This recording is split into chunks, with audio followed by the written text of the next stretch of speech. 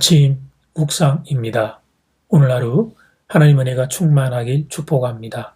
오늘 날마다 주기로 큐티 본문은 예레미야 3장 1절에서 10절 말씀입니다. 예레미야 3장 1절에서 10절 말씀의 제목은 유다 백성의 우상 숭배. 하나님은 유다 백성들의 잘못을 깨닫도록 한 가지 비유를 드십니다. 어떤 부부가 서로 갈라졌는데 그 부인이 다른 사람의 아내가 되었다면 그 부인이 원래 남편의 아내로 돌아올 수 있겠느냐는 질문이었습니다. 1절 말씀, 그들 유다 백성들이 말하기를 가령 사람이 그의 아내를 버림으로 그가 그에게서 떠나 타인의 아내가 된다 하자 남편이 그를 다시 받겠느냐? 그러면 그 땅에 크게 더러워지지 아니하겠느냐? 하느니라. 네가 많은 무리와 행음하고서도 이건 우상 숭배입니다. 네게로 돌아오려느냐? 여호와의 말씀이니라. 구약의 율법에서는 어느 부인이 자기 남편과 헤어져서 다른 사람의 부인이 되었다면 원래 남편에게 돌아갈 수 없도록 규정하고 있습니다. 신명기 24장에 그런 내용이 기록되어 있습니다. 그런데 이것은 굳이 율법의 규정이 없더라도 상식적으로도 안 되는 일임을 알게 됩니다.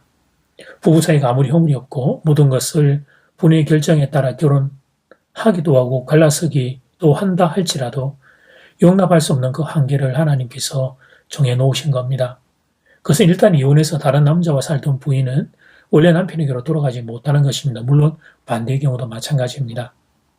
남편이 동일한 행동을 했다면 그건 안 되는 일입니다.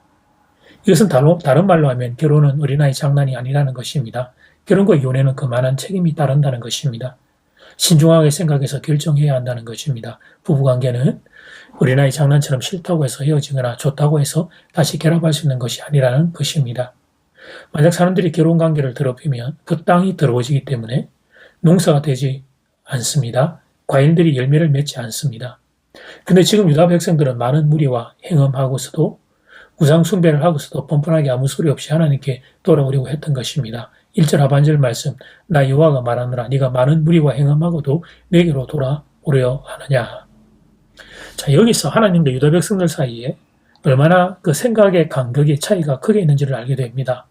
하나님은 유다 백성들이 우상 숭배에 동참하거나 우상 숭배에 빠지는 것은 부부가 부정을 저지르는 것과 같은 것으로 보셨습니다. 만일 그들이 우상 숭배에 빠진다면 그러기에 하나님과 갈라서야 하는 것이었습니다. 근데 유다 백성들은 생각하기를 하나님만 버리지 않으면 되지. 교마의 우상을 섬기는 게 뭐 그렇게 잘못이란 말인가. 이리 생각을 했습니다. 하나님 내가 지금 섬기고 종교생활하고 있다면 우상을 교마에 섬기는 것은 그럴 수도 있는 일이 아닌가. 이런 생각이 있었던 것입니다. 이토록 하나님과 유다 백성들 사이에는 생각의 차이, 그 차이가 크게 나고 있었습니다. 이 상황을 보시고 하나님이 북이스라엘을 먼저 징계하셨습니다. 그런데 그런 역사의 아픔을 눈앞에 보고서도 유다 백성들이 돌이키지를 않습니다. 8절 말씀, 내게 패역한 이스라엘이 간음을 행하였으므로 내가 그를 내쫓고 그에게 이혼서까지 주었으되 그의 반역한 자매 유다가 두려워하지 아니하고 자기도 가서 행함함을 내가 보았노라. 북이스라엘이 우상 숭배로 징계받는 걸 보았다면 남유다는 돌이켜야 했습니다. 그런데 끝까지 돌이키지를 않습니다. 9절 10절 말씀, 그가 돌과 나무와 더불어 행함함을 가볍게 여기고 행음하여 이 땅을 더럽혔거늘 이 모든 일이 있어도 그의 반역한 자매 유다가 진심으로 내게 돌아오지 아니하고 그 짓으로 할 뿐이니라. 나 여호와의 말씀이니라. 문제의 원인은 행음, 우상 숭배를 가볍게 여긴 것이었습니다. 본문의 행음은 영적인 간음을 의미합니다. 우상 숭배한 것을 가볍게 여긴 것, 그것이 문제였습니다. 주위의 세상 사람들이 다 하니까 나도 해도 되겠다. 이렇게 가볍게 생각한 것, 그것이 문제였습니다. 유다 백성으로서 그들이 종교생활을 안 한 것은 아니었습니다. 하나님께 제사를 드렸습니다. 그런데 우상 숭배도 함께 한 것이었습니다. 그것이 그런데 얼마나 큰 잘못인지를 몰랐던 것입니다. 그 모습을 보고 내리신 하나님의 진단은 이러합니다. 10절 하반절 말씀, 반역한 자매 유다가 진심으로 내게 돌아오지 아니하고 거짓으로 할 뿐이니라. 하나님께 제사를 드린다고 하지만 그것은 진심으로 돌아온 것이 아니었습니다. 거짓된 행위였습니다. 마음에는 우상이 가득했기 때문입니다. 사랑하는 여러분, 범죄라는 것이 사실 그렇습니다. 그 죄에 범하는 것을 가볍게 생각하기에 시작되는 것입니다. 예를 들면 마약이 그렇습니다. 처음에는 호기심으로 시작합니다. 주위의 사람들이 권하니까 못 이기는 척 해보는 겁니다. 그런데 그 한 번이 두 번이 되고 두 번이 세 번이 되는 겁니다. 결국에는 마약에 중독되는 상태가 되어버립니다. 왜 성경이 죄는 모양이라도 뿌리라고 했는지 그 이유를 알게 됩니다. 죄를 심각하게 여겨야 합니다. 죄의 삭은 사망이라는 사실을 기억해야 합니다.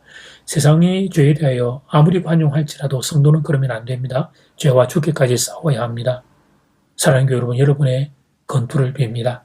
악한 세상에서 빛과 소로만 살아가는 사랑하는 교우 여러분의 영적인 건투를 빕니다. 이제 기도 시간입니다. 받은 말씀과 개인 기도 제목을 가지고 함께 기도하는 시간입니다. 이 시간 다 함께 마음을 모아 주님 앞으로 나아가겠습니다.